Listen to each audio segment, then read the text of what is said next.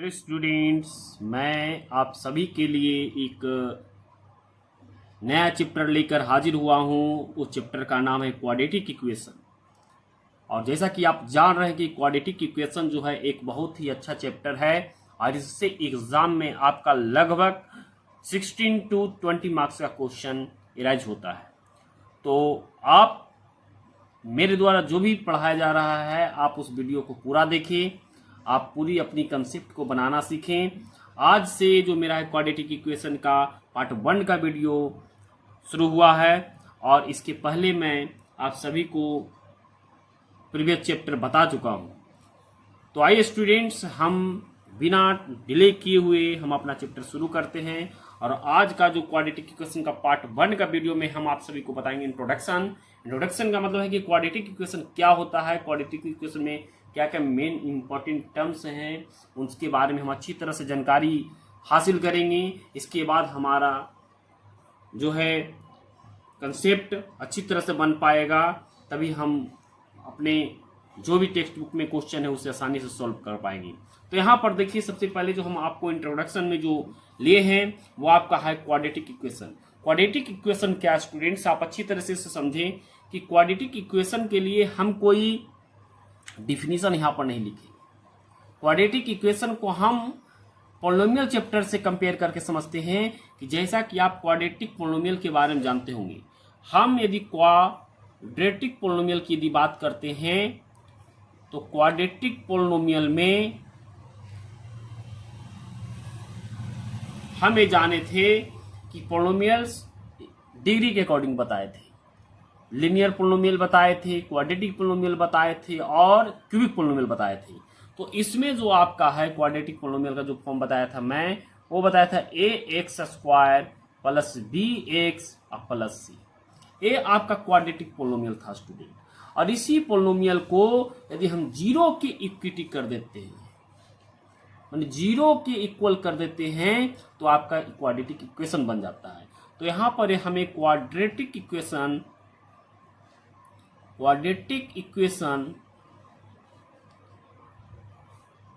जो हो जाएगा वो आपका होगा ax² plus bx plus c equal to 0।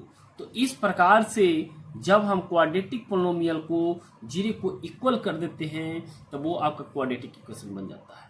तो आपको तो इस समझ में आ गया होगा कि क्वाड्रेटिक पॉलिनोमियल और क्वाड्रेटिक इक्वेशन में क्या अंतर है। तो क्वाड्रेटिक पॉलिनोमियल जो होता है एक सिंपल अलजेब्रिक फॉर्म होता है, लेकिन क्वाड्रेटिक इक्वेशन जो होता है जीरो के इक्वल यदि हम उस पॉलिनोमियल को कर देते हैं तो आपका वो क्वाड्रेटिक इक्वेशन हो जाता है। तो उम्मीद कर रहे हैं स्टूडेंट कि आपको ये क्वाड्रेटिक इक्वेशन का फॉर्म समझ में आ रहा होगा, क्वाड्रेटिक इक्वेशन क्या होता है वो आपको अच्छी तरह से समझ में आ रहा होगा। तो आप इस चीज को समझिए। अब इसका जो है एक स्टैंडर्ड फॉर्म हम जानेंगे कि क्वाड्रेटिक इक्वेशन का जो स्टैंडर्ड फॉर्म होता है वो क्या है। तो आपको इसमें ज्यादा जानने की जरूरत है ही नहीं, क्योंकि मैं अभी आपको क्वाड्रेटिक इक्वेशन बताया। तो क्वाड्रेटिक इक्वेशन का जो स्टैंडर्ड फॉर्म होता है स्टूडेंट वो है आपका, देखिए यहां पर एक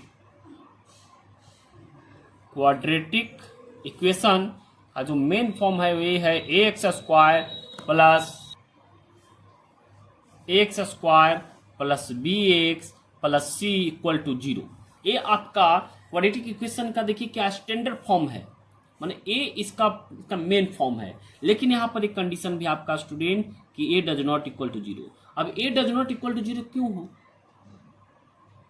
इसलिए कि यदि 0 हो जाता है तो मेरा x² भी 0, तब एक क्वाड्रेटिक तो नहीं बचेगा, तब हम इसे क्वाड्रेटिक इक्वेशन नहीं कहेंगे।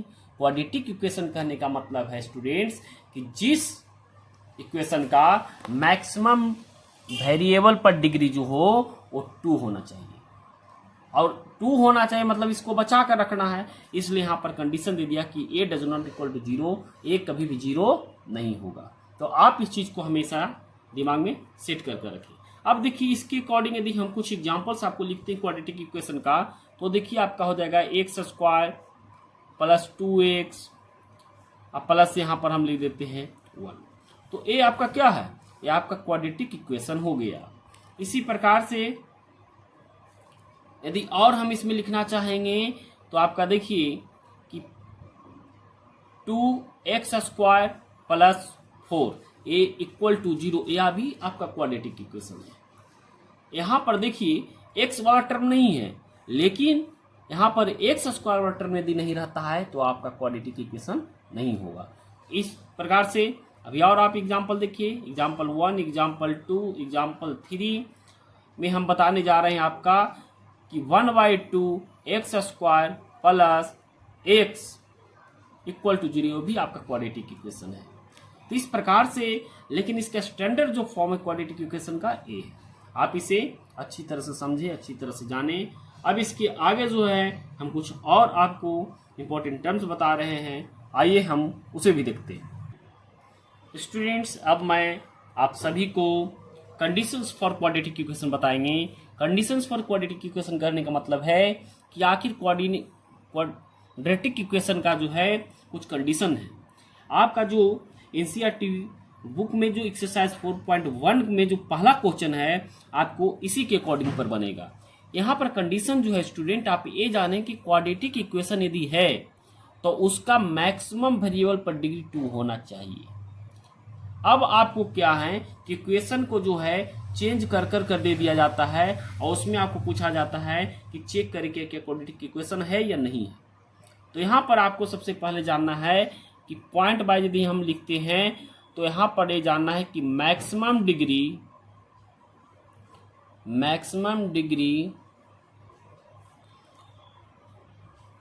On variable is 2। मतलब कि क्वाड्रेटिक इक्वेशन जो मैक्सिमम डिग्री होगा वेरिएबल पर स्टूडेंट वो 2 होगा। और साथ ही साथ यहां आप लिखेंगे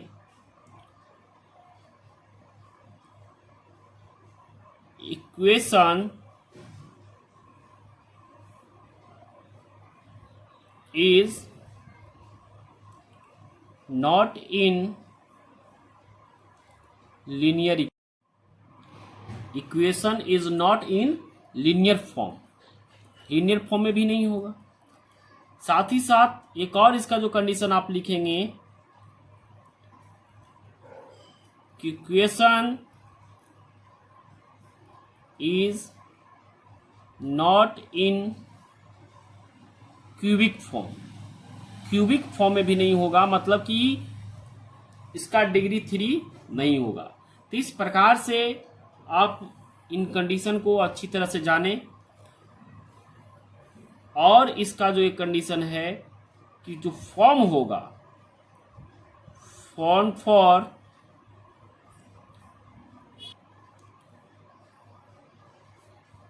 equation x² plus bx plus c equal to 0, आप इस फॉर्म में हमेशा तैयार करने की कोशिश करें। और इस फॉर्म में यदि वो तैयार हो जाता है तो आपका वो क्वाड्रेटिक इक्वेशन है। तो इस प्रकार से हम यहाँ पर देखते हैं, एक दो एग्जाम्पल लेते हैं और उससे हम ये सीखेंगे कि क्या वो क्वाड्रेटिक इक्वेशन है कि नहीं।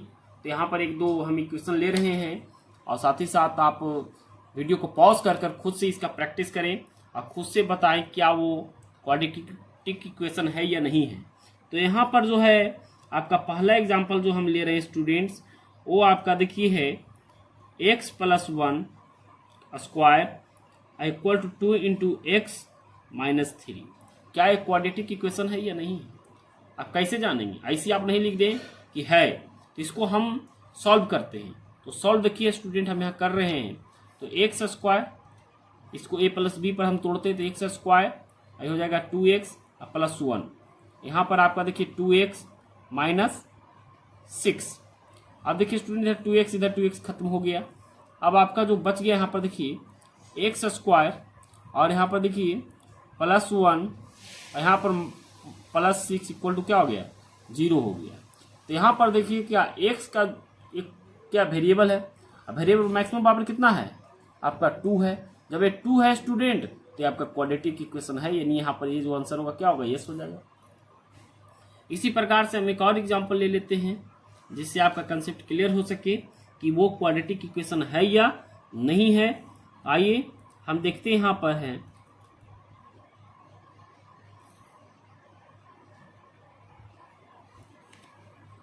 एक आपका एग्जाम्पल ले रहे हैं हम, x इंटू एक्स प्लस 1 प्लस 8 equal to x square plus x plus 8।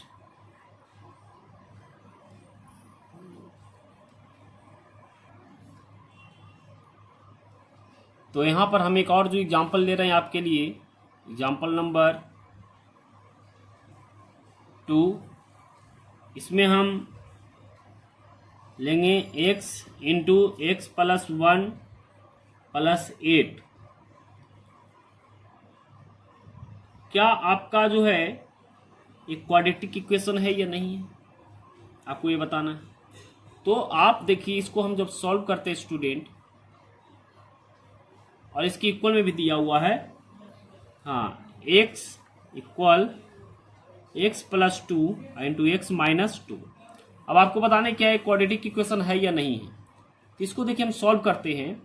तो यहाँ पर x into x x square, यहाँ पर जो आपका हो गया x, और साथ ही साथ यहाँ पर देखिए 8 इक्वल टू, यहाँ देखिए a plus b into a minus b है, तो इसको एक्स स्क्वायर आप प्लस क्या लिख सकते, माइनस लिख देंगे 4।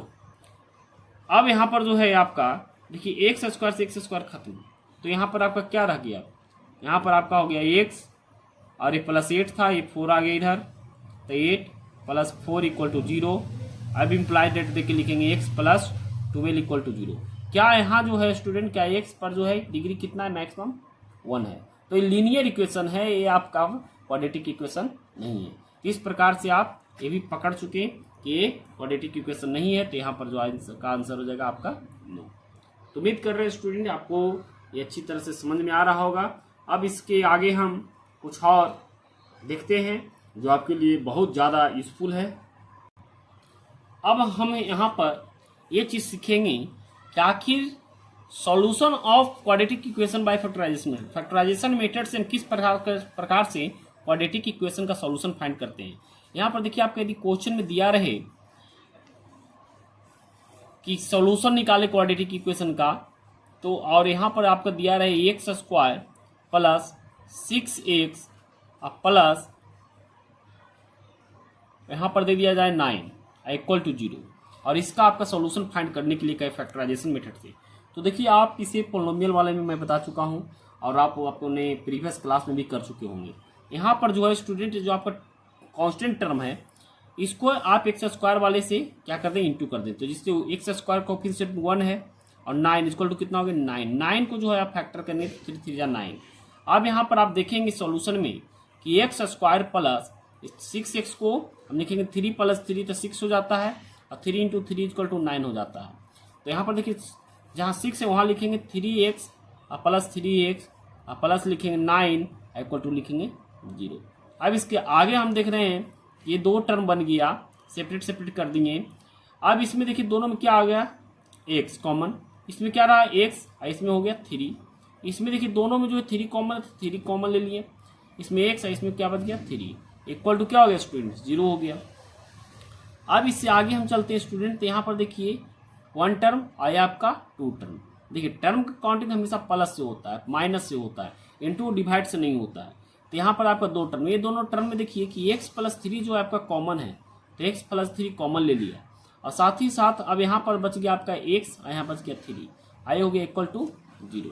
अब यहाँ पर जो है 2 केस बनाते हैं। तो केस पहला में हम लिखते हैं कि x प्लस 3 इक्वल टू 0, और यहाँ भी आपका लिख देते हैं कि x प्लस 3 इक्वल टू 0। ये कैसे आया, अब देखिए स्टूडेंट यदि इसको 0 मान लेते हैं, या फिर इसको हम इस साइड लेके चले जाते हैं, तो इतना इक्वल टू 0 बन जाएगा, ये लिख दिया। यदि हम इसको इस साइड ले जाते हैं तो इतना इक्वल टू 0 हो जाता है। तो इस प्रकार से हम लिखें कि x इक्वल टू यहाँ पर आपका -3 आया, और यहाँ भी आपका x इक्वल टू कितना आया -3। तो यहाँ पर जो है स्टूडेंट आपका जो रिक्वायर्ड वैल्यू हुआ x, यहाँ पर आप लिख दें कि hence the required value of x या quadratic equation of x is -3। ये आपका क्या हो गया, आंसर हो गया। तो उम्मीद करते हैं स्टूडेंट कि आपको जो है ये पूरी तरह से समझ में आ रहा होगा, और अभी तक आप मेरे चैनल को सब्सक्राइब नहीं किए हैं तो आप सब्सक्राइब कर दें, और साथ ही बेल आइकन को दबा दें, जिससे हमारे आने वाली सभी वीडियो का नोटिफिकेशन मिलता रहे। तो स्टूडेंट्स, इस वीडियो को पूरा देखने के लिए आपको बहुत बहुत धन्यवाद। और इसी प्रकार से हम आपके और आगे की जो भी चैप्टर्स है, जो भी एक्सरसाइज है, उसको कंप्लीट कराते हुए आपका हर एक टर्म का कंसेप्ट बताते हुए हम वीडियो अपलोड करते रहेंगे। आप वीडियो रेगुलर देखते रहें।